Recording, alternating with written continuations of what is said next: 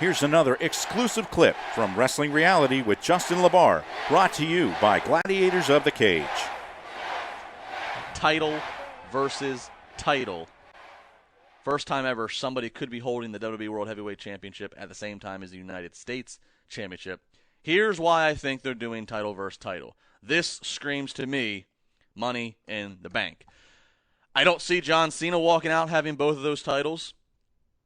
Granted, it wouldn't be the end of the world if it happened. He is John Cena, but I don't see that happening, and I don't see Seth Rollins walking out with both of those titles.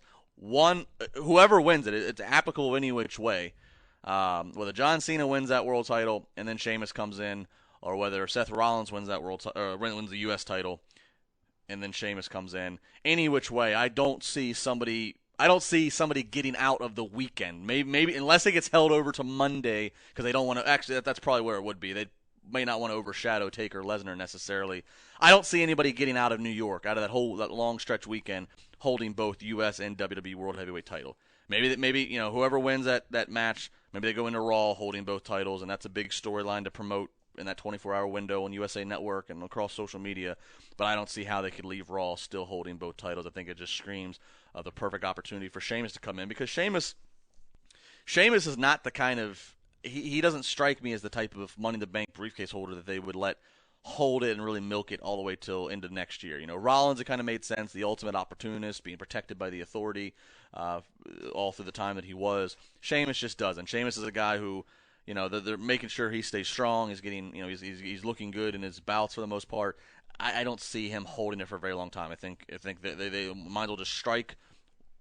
Some people are going to argue he's not hot, but I say just strike while he's hot and just relevant and healthy and doing this, and he's getting steady heel television time. We're going into a weird transition time here. Lesnar and Taker is going to happen, and then both of them are going to be at least gone for at least the next immediate month. So then it's like the world title. Seth Rollins has run his course as WWE World Champion. He has run his course. He has had a great run, but I don't know what else he could do. Where else do we really want to go with this? I say let him get rid of the title. Let him work. Let him, if they want to close a chapter with Kane and give a reason for Kane to come back with a mask on. I still think him and Kane early in the fall could be a simple little thing to do. And then by Survivor Series, it should be Seth Rollins versus Triple H, and then that should begin the trigger of Seth Rollins turning babyface. I just think we got heels coming up everywhere, but we need a transition. I think Sheamus transitioning to world champion, seeing what happens there for a few months of him as world champion, letting a few babyfaces step up, whether it's babyfaces from John Cena to Randy Orton to Cesaro. We can make all kinds of booking arrangements there for challenging Sheamus, but I think now is the time. Title versus title screams to me Money in the Bank. You agree, Juice? I would agree, but I really cringe at the fact that there's a real good chance that Cena might be 16-time world champion at the end of SummerSlam. Yeah, that's true. I forgot about it. I really just don't want to be in attendance for that.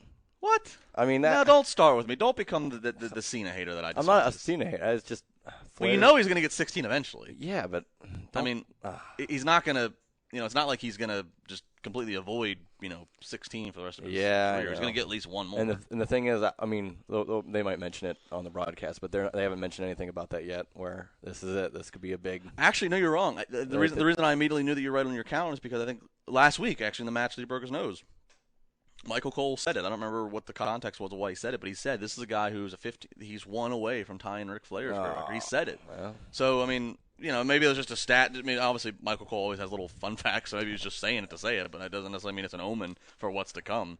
But I think it would make more sense, though. It wouldn't even make Sheamus the babyface if he ended up cashing it on Seth Rollins. It would just be, Well, yeah, because if he cashes it in New York to Cena, then everybody will at least cheer. Yeah, I know. So, I don't know.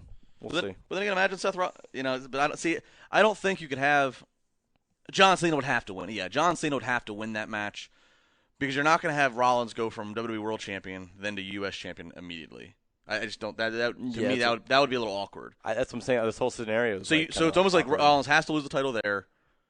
Cena walks out of SummerSlam with both titles. That's a little, again, that's going to anger the crowd, but it'll keep the crowd raucous. That's a little tagline to promote for the next 24 hours for Raw.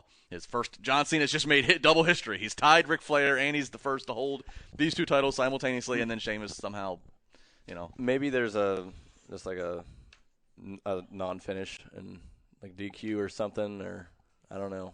Yeah, that's true. I mean, they don't have to pull the trigger on that. It's not going to be the last match, so you don't have to give a That's clean what I'm finish. saying. So, and I don't think they would be because they have to give a clean finish to Taker Lesnar, right? Yeah, absolutely. They have to. Absolutely. Unless, and the thing is, assuming that's the last match. Would you want Cena to get 16 at SummerSlam, or would you want it to be like, I don't know, like big, like known, or would you want like him getting 17 at like Mania or something? Like, I don't know. I'm fine with SummerSlam. I don't because think about it. If he wins to get to 17 to beat Flair's thing, that means he's got to lose it one more time. That's a lot of months. I don't know. I just feel like if he's gonna beat the record, it's gonna be like maybe he doesn't beat the record. Maybe he just ties it. Maybe he maybe doesn't. Maybe that's a long-standing plan. Him and Rick are good friends. I mean, it's a long-standing plan that I've never, Rick that he like. I'm sure Rick would give his blessing, but maybe it's the thing of I'm not going to break it. And I'm going to just I'm going to tie, but I don't want to be the man that goes past him. 15 forever. 15 forever.